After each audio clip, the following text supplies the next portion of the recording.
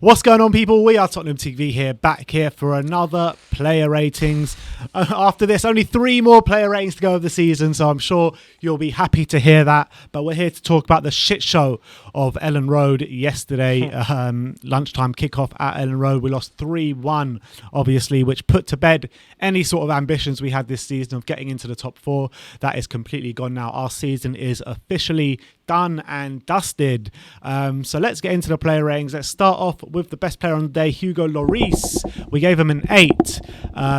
Save after save, as you can see on your screen right now. 5 saves during the game. Some really strong ones as well. Yeah, some really strong ones. And I felt that he was pretty much the only player that can come off that pitch with his head held high. Maybe Toby Aldavira as well, but mainly him.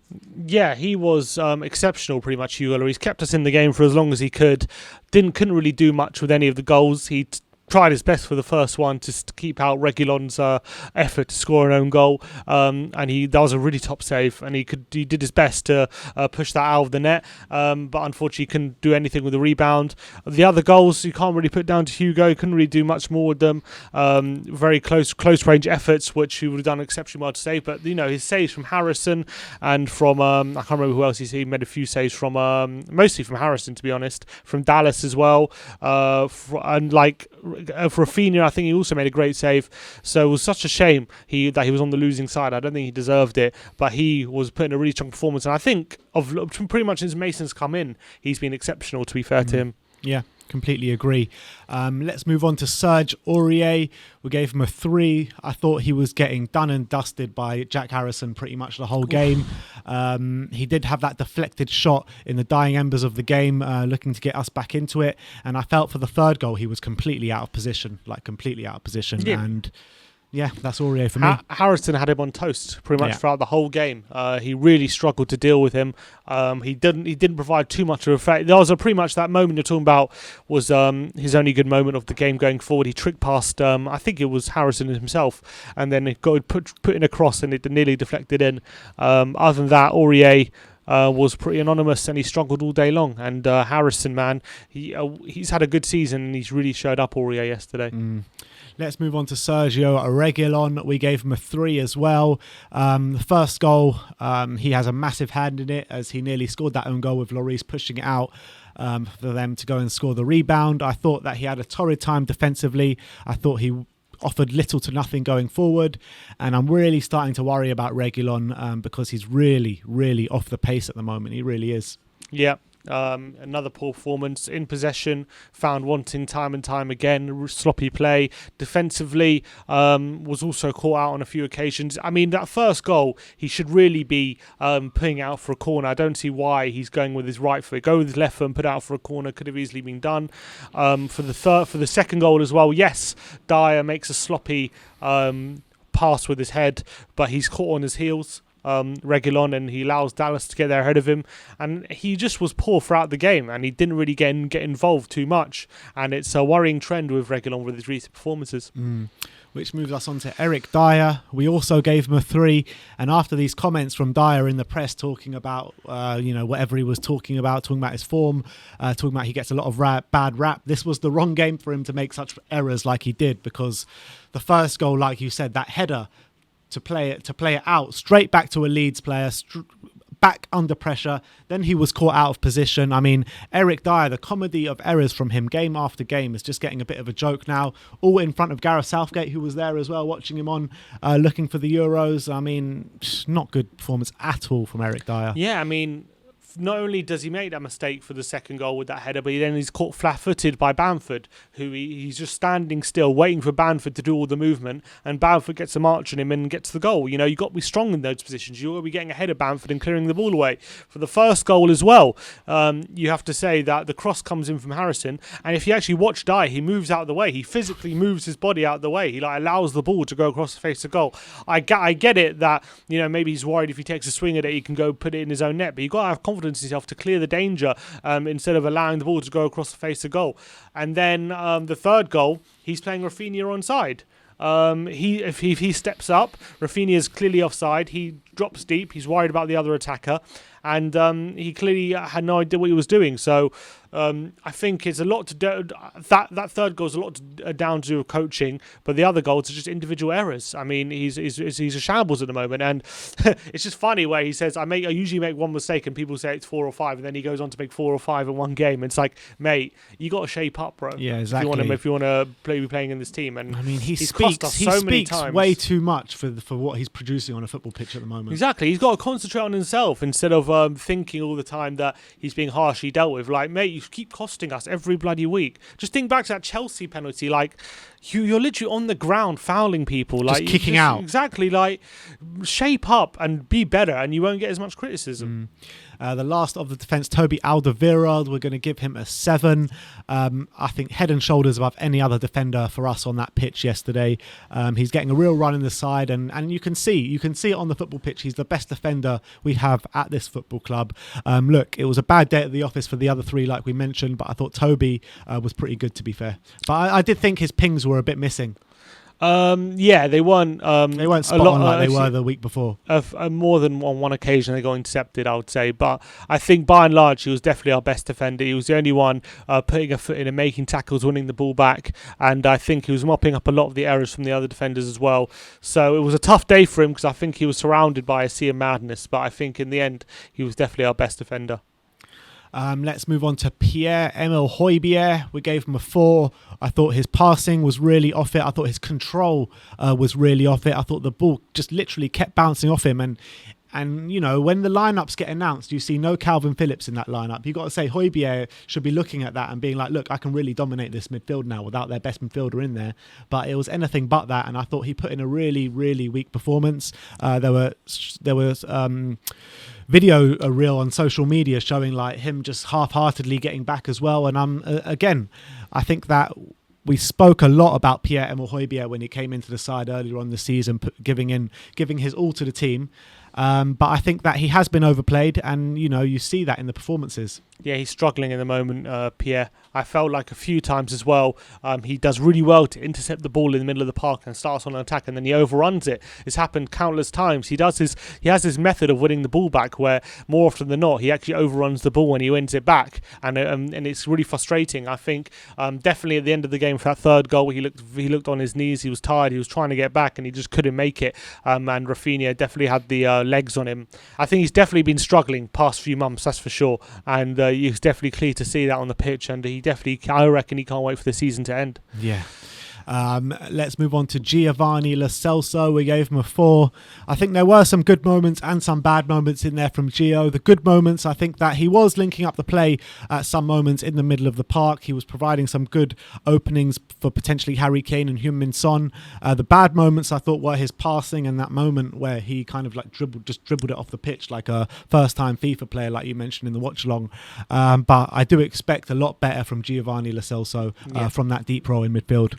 Yeah, another one who I think he plays in that deep run. I think he did do some good things. I think, you know, making more tackles than any one of our players. You don't expect that from a flair like Lo Celso. And I think a few times, especially, you know, you got to think of the goal we scored. He was heavy. He was involved in it, getting a good ball into Sonny, setting up the attack. And there was a few moments. I remember there was one moment where he breaks the lines really well, dribbles forward, and plays a really nice through ball into Kane, and who just miscontrols it and doesn't get in on goal. So, like, there are a few good things from Lo Celso, which I do think get overlooked. But he's definitely not someone who's not at the top of his game in the moment. We can clearly see that. That embarrassing moment of him dribbling off the pitch was one of them. I remember there was another one where there was a really good counter-attack on for Tottenham, and he just delays the pass and ends up misplacing it, and that's led to a lot of frustration. That's what we call Eric Lamela syndrome. Exactly. So I think he's definitely not his best, but I do think he's a very good player who has a lot of potential, and I do think he'll be a good player for us. I think he gets a lot of criticism for being a bit anonymous when he actually does a lot of good stuff, but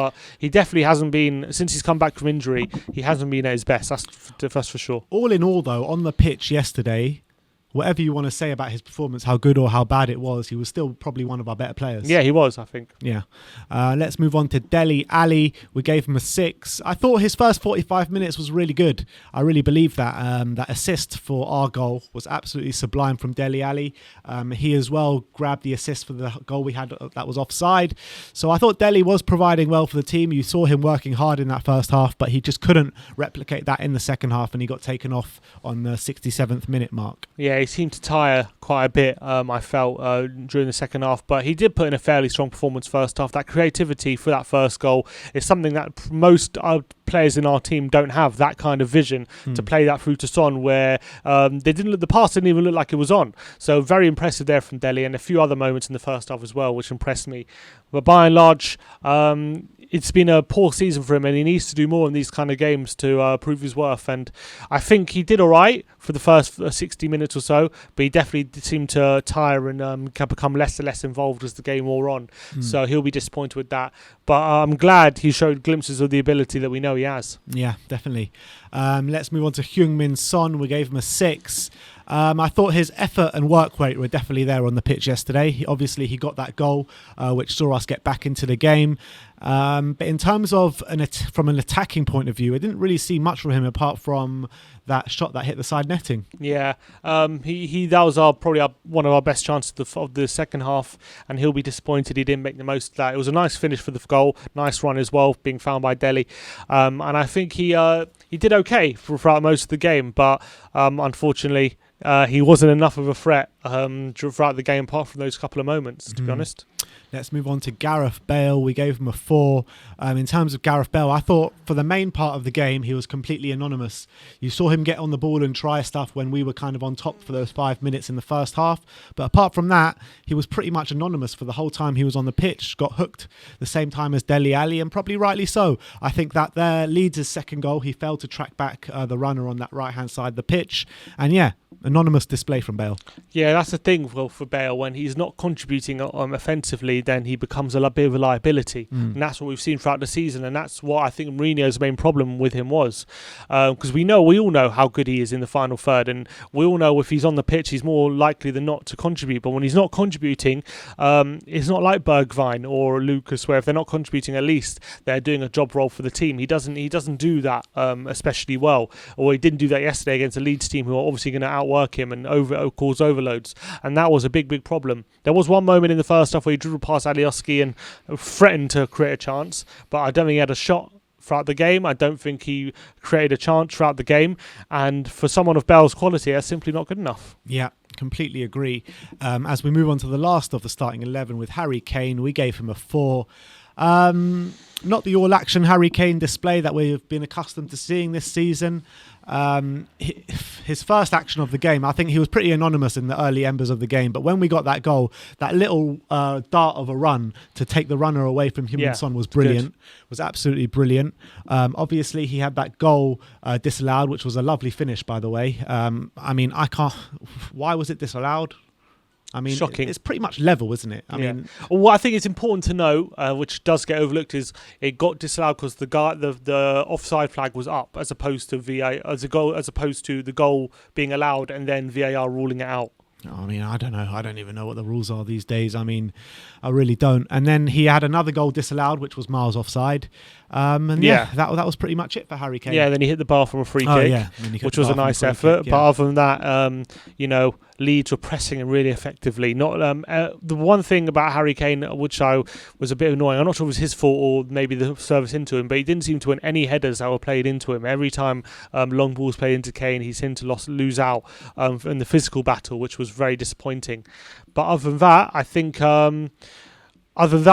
he tried his best. I just think something's a bit off at the moment with Harry Kane. Ever since Mourinho left, he just doesn't seem on it at the moment, and that's just a bit of a worry. We all know that he definitely looks to the club at the moment and probably thinking that we're definitely not heading in the right direction. And he's always said previously that as long as we're heading in the right direction, he's happy to stay. But when we're not, then you have to think about things. And I think that's what's happening at the moment. And he said, look, you can't blame Harry Kane this season. He's had an absolutely brilliant season. Yeah. He's top goal scorer in the league. He's top assister in the league.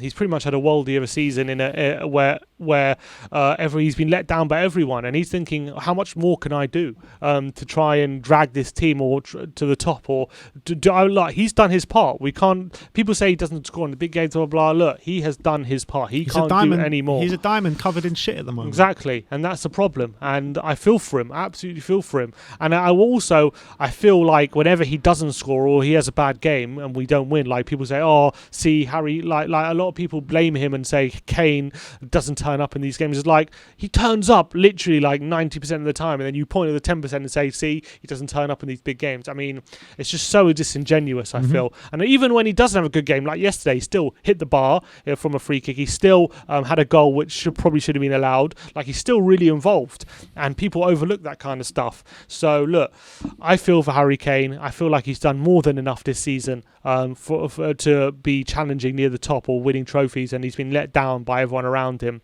And there's only so much more longer he can put up with it. I mean, if he played for Manchester United this season in that team and in the season they've had, they probably run Man City close to the league title. Yeah, probably. So yeah, there you have it. Let's look at the substitutes. No stats for them, no ratings for them, but Lamela came on for Delhi on the 67th minute. I thought he provided energy to the team as we were looking to take control back of that game, but what encapsulated his whole Tottenham career pretty much was that Rabona, which went out of play when we're looking to get a goal. Classic Lamela. I did think he made a bit of an impact. He nearly scored as well. He had a good chance which was saved by Meslier, but other than that chance, it didn't do too much, and a bit frustrating. And then Lucas as well came on. Yeah, and I thought he provided good energy to the team as well. He did, but he's so frustrating because like he dribbles past three players and then he gets to the penalty area and then misplaces the pass. Like, that's just classic Lucas. And then there was something really peculiar with Lucas where twice during the game he had the ball and committed a foul while he was on the ball. He did it twice during that game, which was really annoying.